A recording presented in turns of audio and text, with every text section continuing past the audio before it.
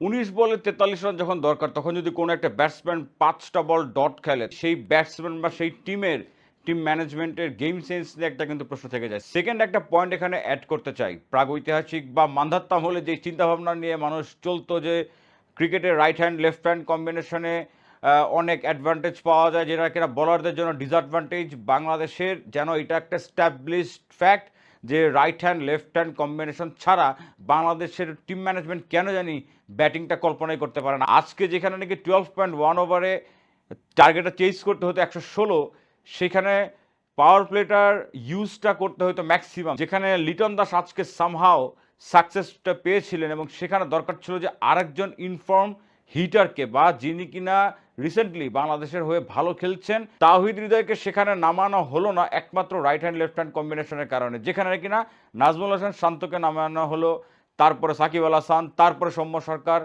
এবং আপনার দলের বেস্ট ব্যাটসম্যানটা, কারেন্টলি ইনফর্ম ব্যাটসম্যানটাকে আপনি নামালেন 6 নম্বরে। ম্যাচের প্ল্যানিং শুরুর থেকে নিয়ে শেষ পর্যন্ত ব্যাটিং স্পেশালি যদি বলি, কোথাও ছিল না। বাংলাদেশ কি আসলে ম্যাচটা 12.1 ওভারে 116 চেজ করে জিতে কোয়ালিফাই করার জন্য খেলছিল, নাকি বাংলাদেশ একটা নর্মাল জয় নিয়ে বাড়ি ফেরার জন্যই আসলে খেলাটা চালিয়েছিল আজকে? আমি ওই সময় যখন খেলাটা দেখছিলাম, তখন কমেন্ট্রি করছিলেন সাইমন ডুল, পমি এবং লিসা স্টেলেকার, এবং তখন কিন্তু একটা পয়েন্ট খুবই স্ট্রংলি বলা হলো, যেইটা কিন্তু আমার জন্য লজ্জাজনক, বাংলাদেশের ক্রিকেটের জন্য লজ্জাজনক। It's a shame, completely a shame. কারণ তারা ওই কথাটাই কিন্তু পয়েন্ট আউট করে বলছিল যে it's a must win within 12.1 over, it's a life time opportunity for বাংলাদেশিস to go to the semifinals, and either way a loss or a win after 12.1 overs is just of no use. They are going back to home straight away. তারা আমাদের approach নিয়ে absolutely established fact বা truth কিন্তু তখন share করছিল, যেটা আমাদের কাছে মনে হতে পারে অনেক লজ্জাজনক, কিন্তু আসলে কিন্তু তাদের কথাটা একটা লজ্জার বিষয় বাংলাদেশের ক্রিকেটকে নিয়ে বোঝানো হয়েছে। কেন বলছি এই কথাটা? কারণ যখন কিনা আপনার হাতে এইরকম একটা অপরচুনিটিস আছে, আপনার কিন্তু রেগুলার একটা ওয়ার্ল্ড কাপে সেমিফাইনালে যাওয়ার জন্য ইকুয়েশনটা এত ইজি হয় না। ইজি বলতে বোঝাচ্ছি আসলেই ইজি। 12.1 ওভার, 73 বলে দরকার হচ্ছে 116, হাতে 10 উইকেট, সেখানে Liton Das had a great start. আজকে পুরা টুর্নামেন্টের ভেতরে কিন্তু লিটন দাসের স্টার্টটা হয়েছিল সব থেকে বেশি ভালো। অপরদিকে তানজিদ হাসান তামিম, ফাজল হক ফারুকির যে বল, প্রতিটা ম্যাচে এই ওয়ার্ল্ড কাপের তিনি হায়েস্ট উইকেট টেকার। প্রত্যেকটা উইকেট আপনি যদি দেখেন, অ্যানালাইসিস করলে তার প্রত্যেকটা বল ভেতরে ঢুকে, তার প্রত্যেকটা বল সুইং করে ভেতরে ঢুকছে। এখন এইটার তো একটা টিমের সাথে যারা কাজ করেন, যে অ্যানালিস্ট আছেন, যে বোলিং কোচ আছেন, যে ব্যাটিং কোচ আছেন, যে হেড কোচ আছেন, তাদের কাজটা কি? এইভাবে করে যে তামিম ইকবাল সাফার করেছেন বলে ওয়ান ডে ওয়ার্ল্ড কাপে যে তামিম ইকবালকে বাদ দেওয়া হলো এই ফজল হক ফারুকের কারণে, তাহলে আমাদের আরও একজন লেফট হ্যান্ডেড ব্যাটার, এবং obviously this guy has a great potential to be a very good batsman in future, but তাকে যে এই জায়গাগুলা, এটা যে একটা টেকনিক্যাল এরর বা এটা যে একটা ডিফিকাল্টি তার জন্য, বা ফজল হক ফারুকের বল যে এই কন্ডিশনে এভাবে ভিতরে ঢুকবে, এইটা বোঝানোর দায়িত্বটা কার ছিল? শান্ত। শান্ত যখন নাকি ঠিক আগের বলটাতে মিড উইকেট দিয়ে একটা 4 মারলেন, তার 4 মারার পরপরই রাশিদ খান দেখা গেল মোহাম্মদ নবীকে কিন্তু মিড উইকেটে পাঠিয়ে দিলেন, এবং পরের বলে সেইভাবে করে তাকে ট্র্যাপ করার জন্য স্লোয়ার বল করা হলো।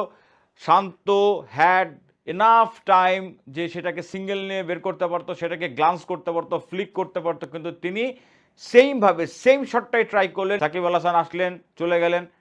আমার কথা, ব্যাটিংয়ের অ্যাপ্রোচটা দেখে একটা জিনিস কিন্তু মাথায় আসছে যে বাংলাদেশ কি আসলে এই ম্যাচটাতে জেতার জন্য কতটুকু ডেসপারেট ছিল, কতটুকু ডিটারমাইন্ড ছিল। কারণ আপনি একটা জিনিস খেয়াল করে দেখবেন, বাংলাদেশের ফার্স্টের 3-4টে ওভারে দেখা গেছে ইন্টেন্টটা রয়েছিল যে হয়তোবা আজকের এই ম্যাচটা তারা চেঞ্জ করে সেমিফাইনালে কোয়ালিফাই করার জন্য যাচ্ছে, কিন্তু তারপর থেকে আপনি দেখেন যখন 9 ওভার শেষে 73 রান 5 উইকেট, টি-20তে যতই ডিফিকাল্ট পিচ হোক না কিসের জন্য, সেখানে 19 বলে 43টা করাটা ইট ওয়াজ আ গিভেন টাস্ক, যেটা নাকি বাংলাদেশে করা উচিত ছিল। সেখানে মাহমুদুল্লাহ রিয়াদ আজকে কি, মাহমুদুল্লাহ রিয়াদ যেটা করলেন সেটা কি ছিল টিম ম্যানেজমেন্টের থেকে তাকে পাঠানো কোনো মেসেজ যে just go and defence and just go and try to win the match in 20 ওভার্স? কারণ ওই সময় না হলে 19 বলে 43 রান থাকা অবস্থায় বাংলাদেশ কিভাবে করে 5টা বল ডট দেয়, এবং ওই সময় মাহমুদুল্লাহ রিয়াদ 5টা বলে কিন্তু এমন না যে তিনি হিট করতে যাচ্ছিলেন এবং বলটা মিস করছিলেন, তাকে একদম অ্যাবসলিউটলি দেখা গেছে যে there was no intention to hit the ball. একটা কথা এখানে আসলে বলতেই হয় যে বাংলাদেশের টিম ম্যানেজমেন্টের আসলে এখানে অনেক কিছুতে না গত ওয়ার্ল্ড কাপ থেকে, মানে গত ওয়ার্ল্ড কাপ বলতে বোঝাচ্ছি মেন্স টি-20 ওডিআই ওয়ার্ল্ড কাপ থেকে শুরু করে এই ওয়ার্ল্ড কাপ পর্যন্ত everything went wrong. Bangladesh has gone downwards. আপনি একটা জিনিস চিন্তা করেন, সেটেল ব্যাটিং অর্ডারকে সব সময় সাফেল করা হয়েছে, সব সময় সাফেল করা হয়েছে গত ওয়ার্ল্ড কাপে। এই ওয়ার্ল্ড কাপে যখন নাকি এই টাইমে এসে আপনার দরকার হচ্ছে যে যে কিনা ইনফর্ম ব্যাটার, তাওহিদ হৃদয় যে বলটাতে আউট হয়েছিলেন, বা তাওহিদ হৃদয় কিন্তু ওই সময় চেষ্টা করলে পাওয়ার প্লে অ্যাডভান্টেজটা নিয়ে কিন্তু ইজিলি অনেকগুলো বাউন্ডারি তিনি বের করে আনতে পারতেন বলে আমার বিশ্বাস। তাওহিদ হৃদয়কে আপনি নামালেন 6 নম্বরে। ইন্টেন্ট নাই ব্যাটসম্যানদের, অ্যাপ্রোচ নাই। এই ইন্টেন্ট বা অ্যাপ্রোচ কি ব্যাটারদের একার মানসিক সমস্যা? I don't think so. এটা টিম ম্যানেজমেন্টের কোচের, ইটস অল অ্যাবাউট কোচের ডিসিশনে খেলা হচ্ছে। কারণ এই কোচ যতটা কিনা ম্যানিপুলেটিভ, প্লাস এই কোচ যতটা কিনা ফোর্সফুল ডিসিশন মেকার, এবং he himself tax all the decisions. এখন এখানে আপনি কি বলবেন এই কোচকে নিয়ে, যে এই কোচের কারণে আমাদের আসলে কতটুকু ইমপ্রুভমেন্ট হয়েছে? আমরা কি অনলি জিম্বাবুয়ে, নেপাল, নেদারল্যান্ড, মানে এই টিমগুলোকে হারিয়ে, বা ইভেন আয়ারল্যান্ডকে ডেকে নিয়ে এসে সিরিজ খেলে আয়ারল্যান্ডকে হারিয়ে, দ্যাটস ইট? এটাই আমাদের উন্নতি? আমরা এখন পর্যন্ত ইভেন এই ওয়ার্ল্ড কাপে আসলে একটা সত্যি কথা বলতে কি, এই ম্যাচটা হেরে বাংলাদেশের আসলে মানে ফেরত আসা উচিত বাংলাদেশে। কারণ যদি এই ম্যাচটা জিততো তাহলে ভাই এত যে লুপহোলসগুলো আছে এটা নিয়ে কেউ কথা বলতো না। কেন জানি একটা ম্যাচ জিম্বাবুয়ের সাথে ভালো পারফর্ম করলে আমাদের সমস্ত কি বলে সমালোচনা আমরা ভুলে যাই। আমাদের যত জায়গায় নাকি গ্যাপ আছে, ল্যাকিংস আছে, সবগুলোর কথা আমরা ভুলে যাই। এবং এইটার খেসারত দিতে হয় যখন নাকি আমরা বড় দলের সাথে খেলি, বড় ইভেন্টে খেলি, তখন দেখা যায় যে আমরা আসলে we belong to know wire. আপনি এই পুরা টুর্নামেন্টে এক্সেপ্ট ফ্রম সাউথ আফ্রিকার ম্যাচ, আপনি অস্ট্রেলিয়া আর ইন্ডিয়ার সাথে ম্যাচ যদি দেখেন, বাংলাদেশের উন্নতি আপনার চোখে কতটুকু পড়েছে?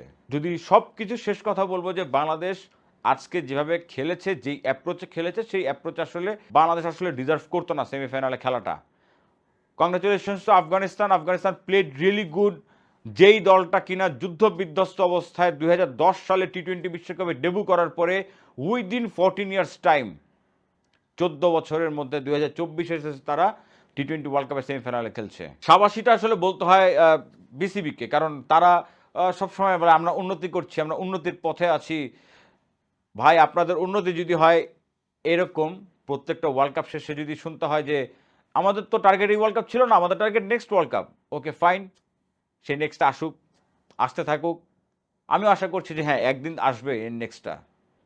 সেদিন যে আসলে কবে সেটা জানি না, বাট একদিন ঠিকই আসবে নেক্সট ওয়ার্ল্ড কাপ। ভালো থাকবেন সবাই। আশা করি ভিডিওটা ভালো লেগেছে। যারা আমাকে নতুন দেখছেন তাদের কাছে request, please make sure to subscribe my YouTube channel and follow my Facebook page. দোয়া করবেন, দোয়া রাখবেন। দেখা হবে নেক্সট কোনো ভিডিওতে। আসসালামু আলাইকুম।